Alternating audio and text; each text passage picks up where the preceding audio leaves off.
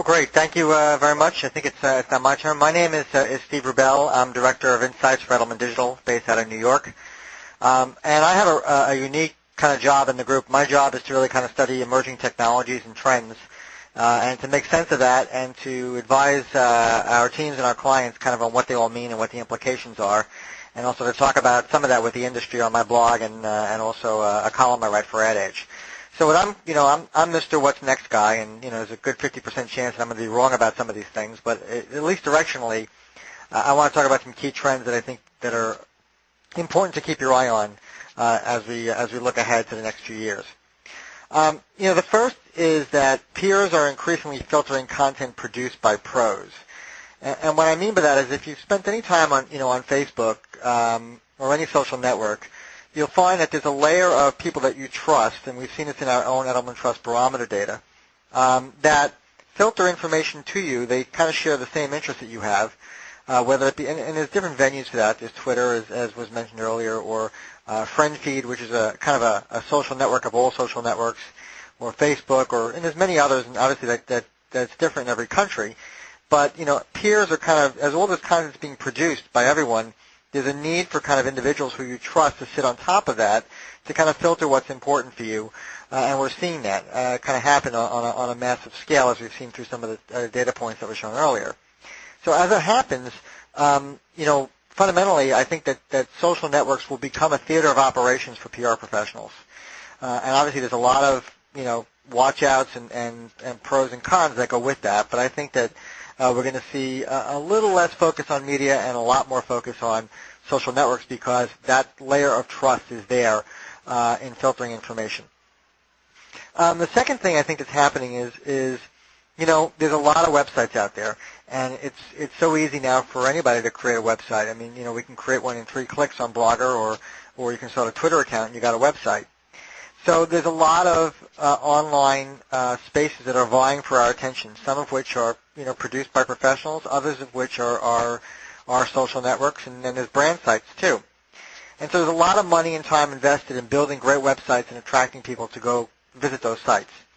But I think what's going to happen is that over time, we're going to see less money go into building websites and more money going to building kind of like services and mini applications that live inside existing properties. We're seeing that now with Facebook as a key example.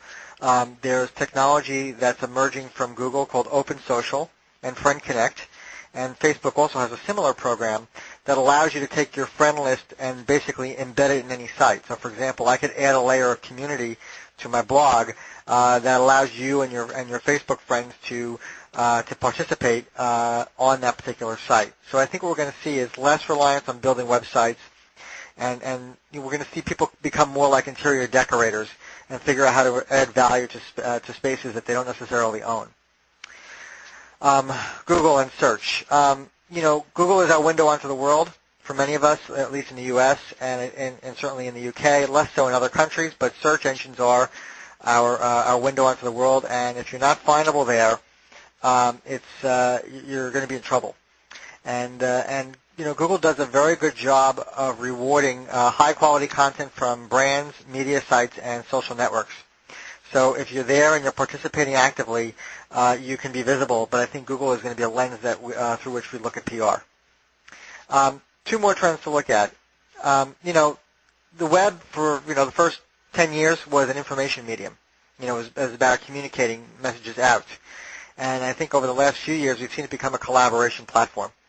Wikipedia is the greatest example of that. People working together towards some sort of shared higher order bit that they all want to pursue together.